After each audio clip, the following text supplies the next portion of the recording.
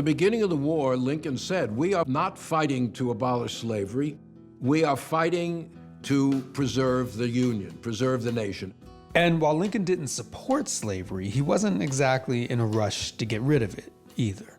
Lincoln was more than willing for there to be a gradual process by which slavery was ended. He wasn't talking about elimination of slavery overnight. He didn't think that was a good idea. But 1 year into the war, things were not going well for the Union. They were losing a war they should have been winning, and Lincoln was forced to reconsider. By 1862, it's clear that the war is dragging on. White men who thought this war would be 90 days and that was it, they're losing limbs, they're losing their lives. It is a hideous war. And so people want it ended. The Union desperately needed more soldiers. There were many young men who didn't want to be in the service, and they didn't want to fight a war, period. And from the very beginning, African Americans had told Lincoln, "You arm black men, this war will be over very quickly." Lincoln worried that Northern whites wouldn't support the idea, and he questioned whether African Americans would make good soldiers. There were, of course, a lot of racist assumptions about the capacities of black people. Lincoln did not have faith that black men would be brave enough to stand toe-to-toe with their former owners on the battlefield. But black people were clamoring to join the fight. People like Robert Smalls. Robert Smalls was an enslaved man working on a Confederate gunship in Charleston Harbor, South Carolina. Smalls was determined to secure freedom for his wife and 2 children, so a year into the Civil War, he made a plan. One night on May 12th, 1862, the captain and the 2 white crew members decided to leave the ship and went into town.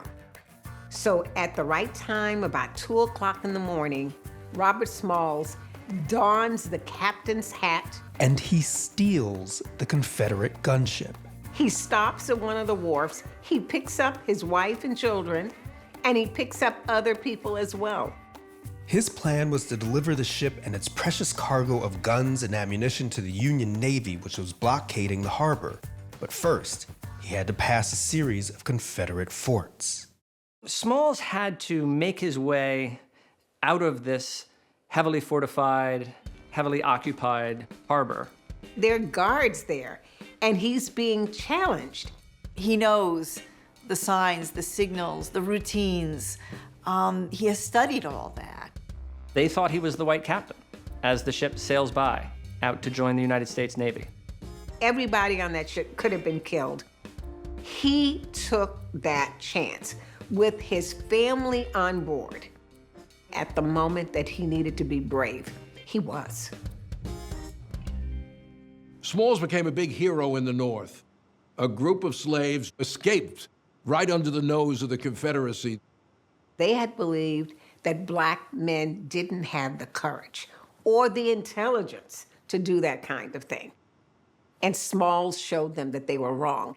And Smalls wasn't the only one. Thousands of African Americans were escaping slavery and making their way to the Union lines, ready to fight. Many others were already supporting the war effort as spies, nurses, and laborers. African Americans were utilizing their ingenuity, their talent, their intelligence, forcing and compelling President Lincoln to view them with new eyes. And certainly Lincoln is hearing this from his own generals who are saying, look, these black Americans are indispensable to our victory. And he eventually realizes, this is the only way I save the Union. And so the need for black soldiers is one of the things leading Lincoln down the road to emancipation. Before he made it official, Lincoln decided to give the South one last chance. In September of 1862, he drafted a preliminary Emancipation Proclamation. He drafts this preliminary Emancipation Proclamation, which is a threat to the South, but also an offer. It's basically saying, if you continue to fight and we win, slavery is over. But if you lay down your arms, you can keep your slaves. We will go back to the way things were. And had they done that, he would not have sacrificed the Union to try to free enslaved people. The South, however, did not take the deal. And so on January 1st, 1863, President Lincoln issued the final Emancipation Proclamation, declaring that all enslaved people held in rebel territory were forever free, and that they would be welcomed into the service of the U.S. military. The Emancipation Proclamation is a military measure. It's not a measure of humanity, although Lincoln, I can guarantee you, understood what he was doing from a human perspective. But he's doing it primarily because he wants to win the war. The proclamation didn't free everyone. It didn't apply to slave states, which had remained loyal to the Union: Delaware, Maryland, Kentucky, and Missouri. It only applied to Confederate states, and those states were not about to listen to Lincoln. We need to remember the proclamation is actually a promise of freedom.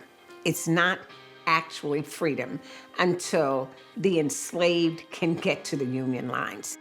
All the same, the Emancipation Proclamation was incredibly significant. The Emancipation Proclamation clearly changes the character of the war, because now the end of slavery is one of the United States' goals. This is a war for freedom. It's like pulling the cork off and letting the genie out of the bottle. Everyone understands the new chapter is beginning.